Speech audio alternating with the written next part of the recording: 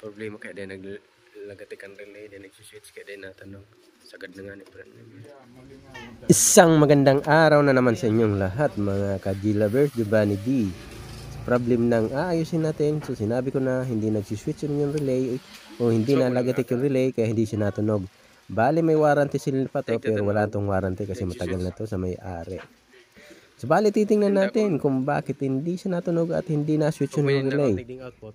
So mamaya titingnan natin yan. Kaya basta may rotang speaker mo may masulot talaga dyan.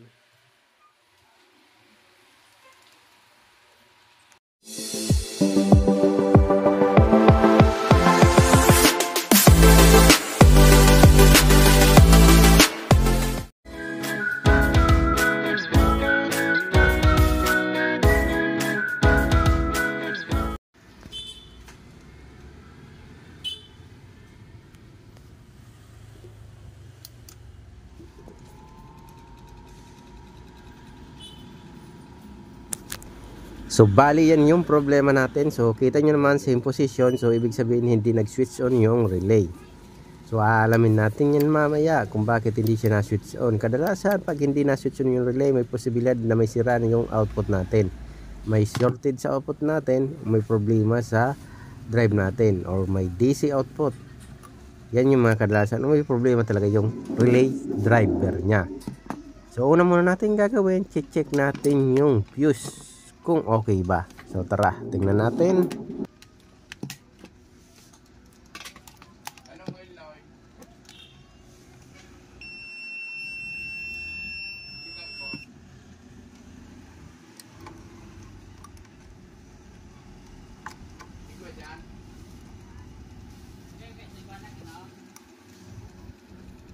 Kirider, agwa dyan. Kirider kung bakal boss. Gwa ng gear oil. Gwa ng gear oil? Oo. Magura na. Ang lingaw ko, basta baratos naman to. Benching ko? Barato na siya. Barato benching ko. Grabe talaga pagkabarato. Grabe niya kung pagkabarato. So yan, nakikita nyo naman mga ka-G-lover, parehas yung ano natin, fuse open. So bali titingnan natin kung bakit open to, bakit na open to. So baklasin lang natin, tanggalin natin dyan sa casing para makapag-check tayo.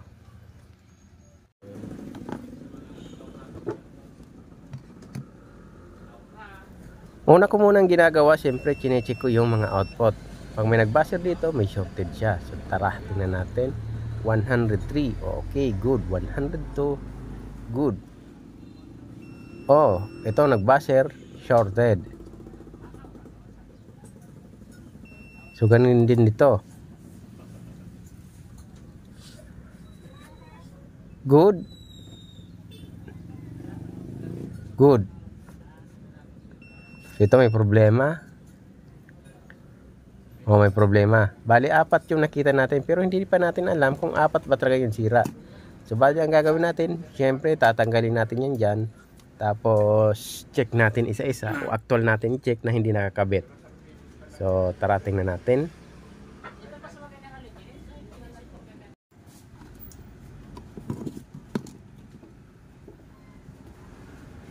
So ayan, tinanggal ko na para hindi na tayo magantay sa video natin. So ito good.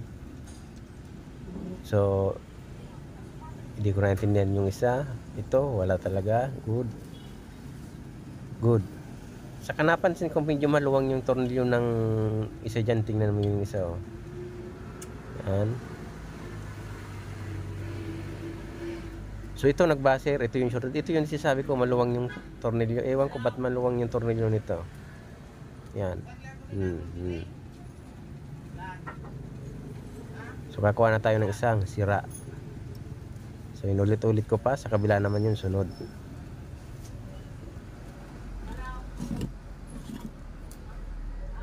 Nung pag-check natin dito sa kabila naman ay okay. Okay, ito maluwang na naman, oh.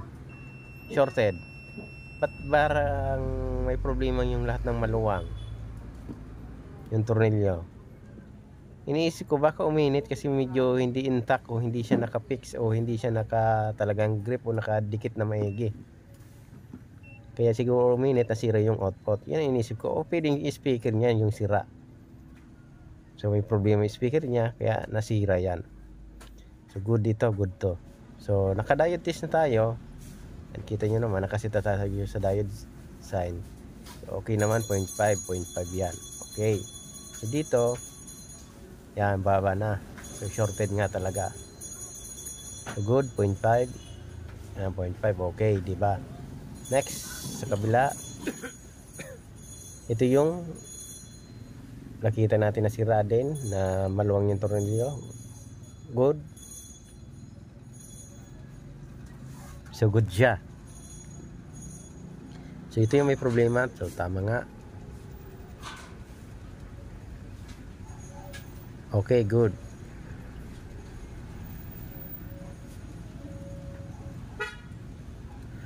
So yan, good din. So bali dalawa yung nakuha natin na sira.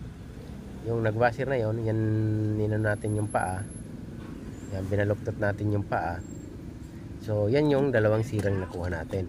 Siyempre, titingnan pa rin natin yung voltage nito. Baka may problema, abnormal. Kaya siguro nasira din to. So titingnan pa rin natin yan bago tayo magpalit o magkabit ng bagong output. So papalitan na lang siguro natin ito ng tornilyo para humigpit.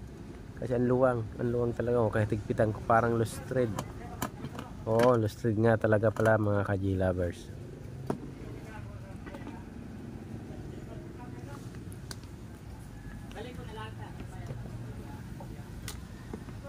So next natin,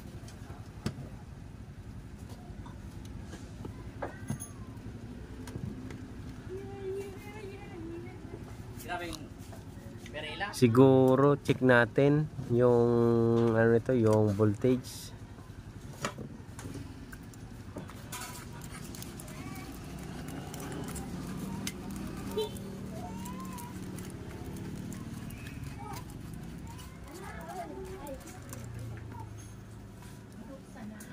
So ayan, ready for checking na tayo. So sinisigurado ko lang na walang dumikit bago tayo mag-proceed. So bago tayo mag-plug in o bago tayo mag-on, mag-power on, mag-switch on. So titingnan natin kung walang dumikit sa mga solda. Wala pa yung output yan ha mga ka-G lovers. So check natin. So kadalasan sa mga ganito ay nasa 0.3, 0.4, 0.5 yung output na voltage niya.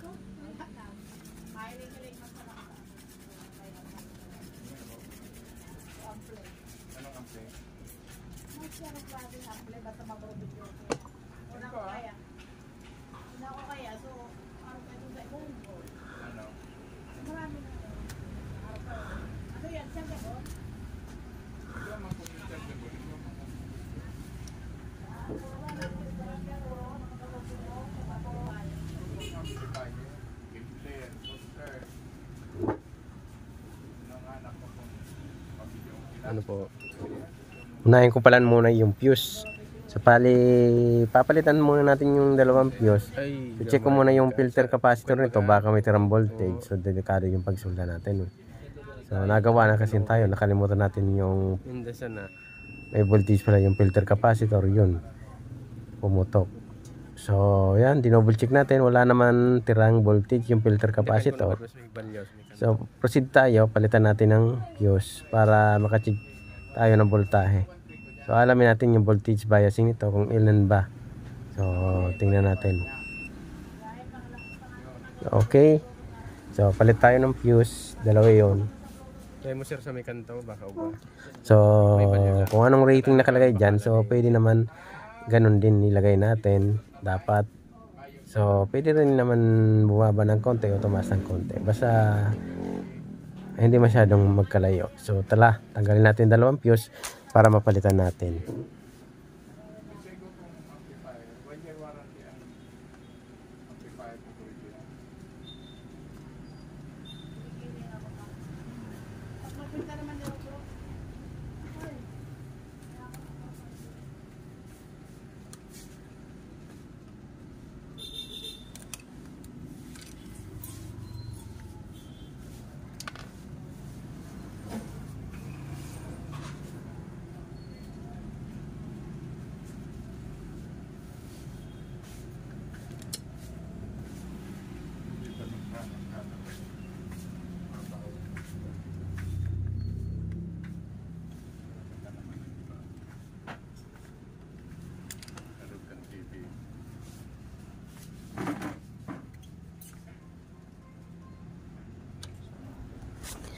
So bali yan ang mga ka-G-lovers, tinatanggalan natin yung dalawang fuse. So kadalasan kaya pumuputok to o na-open yung dalawang fuse na to, so may problema yung output.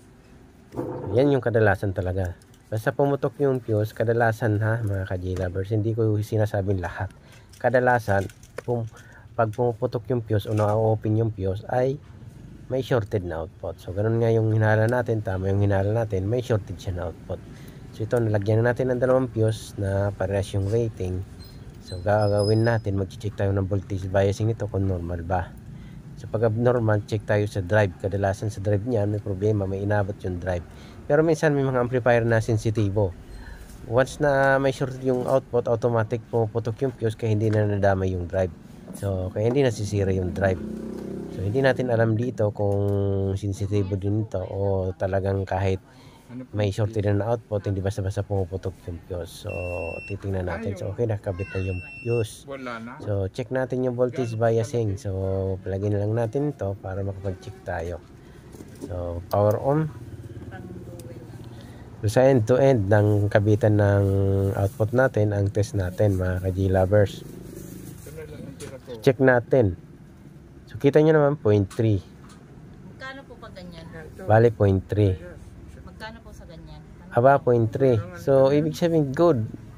So sensitive nga ito, ibig sabihin pumutok agad yung fuse. Kaya wala nang nadamay 0.3. Ang ganda ng pagka voltage biasing nito. Yan, almost perfect 0.3 din. Oo nga po. So ganun talaga mga ka-G-lovers, ganda na yung ano ito, yung protection. Kasi automatic pumutok talaga yung fuse pagka shorted ng output. Kaya wala na siyang tinamaan na iba. So next natin ay kabit ko lang tong mga output natin. Tapos mag audio test tayo. Pag sa gear po magkano? Po? Gear magkano? Gear? Ano pong gear? So check muna natin yung output na kinuha natin. Yan, may bago na tayong output na kinuha Ano, ito. 1.5. So check muna natin kasi once na may factory defect yan, so at least hindi na tayo mag-uulit-ulit kasi pag nilagay na natin yan, may problema pala, so tatanggal ulit tayo, nakakapagod yan. Kaya double check natin ulit para okay na tayo. So isang lagayan lang. So ang problema pa lang natin dito mga ka-G-lovers ay hanap tayo ng tornilyo na pili natin ikabit dito kasi maluwang na lost thread na nga, sabi ko kanina. So okay yung output na yon, yung pag-check natin okay yon. So ito ay okay din naman. Hindi, minsan hindi nagpaparehas. So yan, Yung tangkad. gagawin natin ay yung tornilyo nga. So ito nilagyan muna natin ng paubos na pala yung ano natin, yung silicone compound natin. So at least meron laman malagay tayo para mag heat transfer agad. Hindi parehas. So lumipat agad sa heatsink yung init. Ipadalhin ko na lang po. Hanap tayo ng tornilyo na pwedeng mag-match dito kasi lost thread nga. Ang hirap hanapan naman nito kasi yan lost thread na. Ito yung dati niya. So papakita ko sa inyo na lost thread na talaga siya. Yan o, kita niyo pumasok agad siya. Lost thread.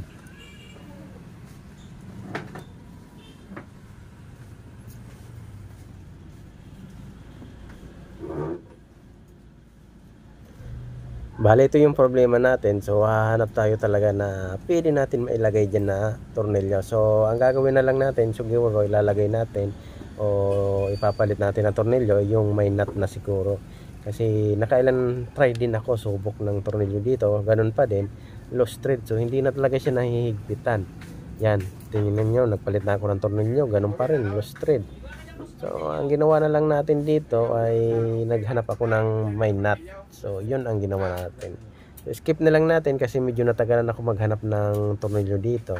So, lagay na lang natin doon sa may sakto na may nakita na tayong nut. So, bali yan mga ka-G-lovers, ito yung sinasabi ko sa inyo, nakakuha na ako ng tornilyo na may nut. So, lagay lang natin yung nut dyan sa ilalim. So, pwede na natin siyang mahigpitan. So yan yung ginawa natin. So yan na lang para talagang intact. Kasi pag maluwang pa rin yan, ganun din yan, mag-iinit. So hindi nakakabit na masyado sa heatsink, talagang masisira agad yan. So mabuti yung talagang nakadikit na maigi o mahigpit na yung pagkadikit niya. Para sigurado tayo na lilipat yung init niya dyan sa heatsink.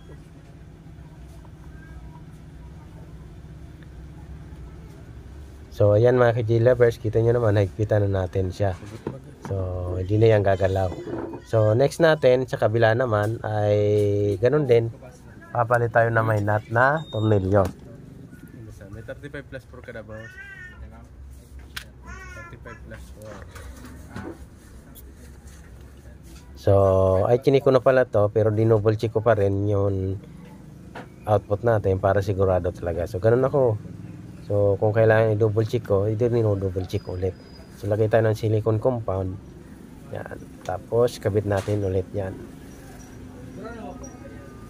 So tandaan nyo mga ka-G lovers, so paglalagay nito ay dapat talagang nakahigpit na masyado.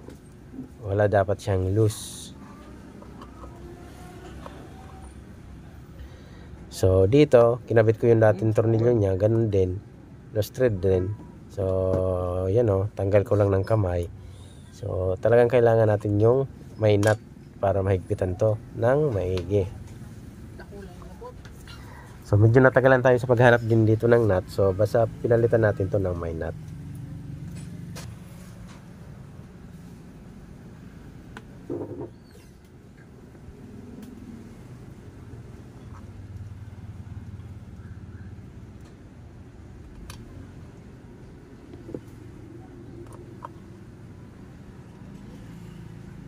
Pag di siya nakadukot ng marisasin, Mainit. nainis siya.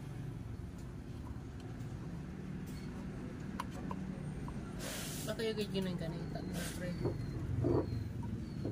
Straight na.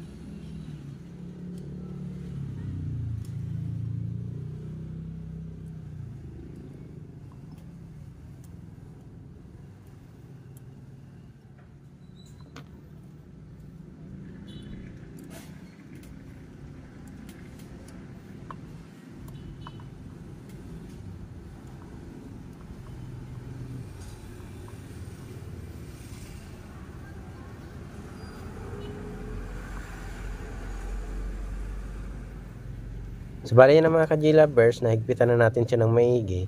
So ibig sabihin okay na yan. So wala na tayong problema. So next natin ay kakabit na lang natin to, tapos solder natin, tapos mag-audio test tayo. So bali skip na lang natin ito kasi medyo nahirapan ako sa pasok nito dun sa may mga butas-butas niya. So medyo mahirap. So kaya natagalan tayo. So skip na lang natin to, tapos balik na lang tayo. So yan mga ka-G lovers, na ipasok na rin natin sa butas niya. So ang gagawin natin, resolder lang natin to.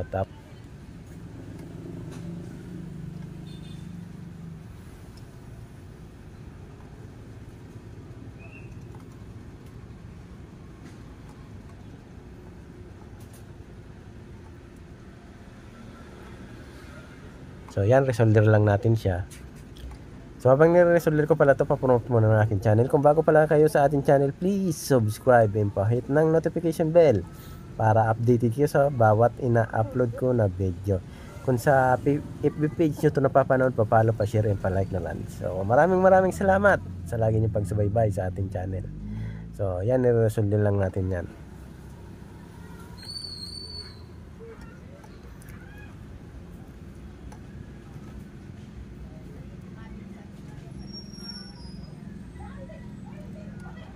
So yan, almost matapos tayo sa pag-resolder. Pagkatapos natin mag-resolder nito, so lilinisan natin yan para okay na tayo. So double check pa rin natin, baka may mga maliliit na tilamsik na lead dyan. So lagi kong sinasabi sa inyo na delikado yan. Kasi pag pumasok yan dyan sa dalawang pagitan ng paa ng ano natin na mga transistor, so magkakaproblema tayo dyan. Kaya syempre double check. So ito, wala na tayong wala tayong makapitan na solder, kaya natanggal yung terminal niyan kasi sobrang init ng panulda natin, kaya natanggal. Manipis lang yung copper. Kaya ito ginawa natin, yan, inasin natin ng insulated para may makapitan tayo ng solda. Yan. So yan ang mga ka-G lovers, okay na yan. So linisan na rin natin yan. Yan, importante yan, linisan natin ha. So lagi ko niyang ginagawa, nililinisan ko talaga yan. Tapos yan, dinodouble check ko pa rin yan na wala may mga maliliit na tilamsik na lead. So ugali ko na yan, ganyan talaga. Talagang chine-check ko muna.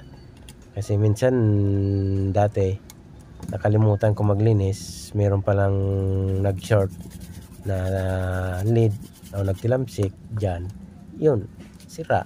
Kaya ganun pa rin, double check pa rin natin siya. So ayan mga ka-J lovers, nakabit na natin yung pan. Next ay pwede natin siyang kabitan ng speaker para makapag audio test tayo. So malalaman natin kung normal na ba yung left and right na audio nito. So mamaya pala pag testing natin ito, nagka-problema yung USB ko, yung pinminaw na lagi natin ginagamit na pan sound ay nagka-problema kasi parang gawa nito ay nakakabit to dun sa player, yung USB natin bigla kong tinanggal, parang nakurap yata. Kaya ang ginawa ko, nagpalit ako ng USB dito. Kaya lang yung pagpatugtog natin ay paputol-putol lang, baka makapira tayo. So malalaman nyo na lang mamaya pag testing na natin. So baka makapira tayo, pinutol-putol ko na lang. So yan mga ka-J lovers, kinabit ko na yung TDA 2030 para dyan sa surround nya. So hinanap ko yung plastic washer, hindi ko nahahanap. So kaya medyo natagalan tayo dito mga ka-J lovers, kasi hindi pwede na hindi natin lagyan na yung plastic washer kasi mag-short. Kaya yan, sinasabi ko dun sa may-ari na hanapin namin. So hanapin ko pala, hindi namin. Hehe. Kasi yung pala nahulaglag lang. So ito na mga ka-J lovers, nakuha ko na rin na nasa ilalim ko pala, nalaglag yung plastic washer.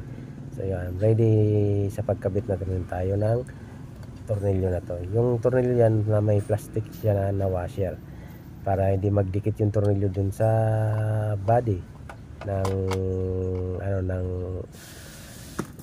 IC natin. Yan. Okay. Sige. Double check pa rin natin kung hindi siya sumabit o hindi siya nagdikit. Yan. Double check pa rin natin siya. So okay naman, hindi naman siya sumabit. Yan, wala naman sumabit. Once na magbasir kasi yan, ibig sabihin sumabit, delikado yan, short abot natin dyan, baka masunugan tayo. So kaya double check pa rin. So okay, lahat naman okay, hindi siya nagbasir. Bawas araw daw 6 ampere dyan. So bali ito na yung pag-testing natin. So sabi ko nga sa inyo, ito yung sinasabi ko sa inyo na nasira yung USB natin. Kaya yan, next ko lang. Okay na siya, tumutunog na siya.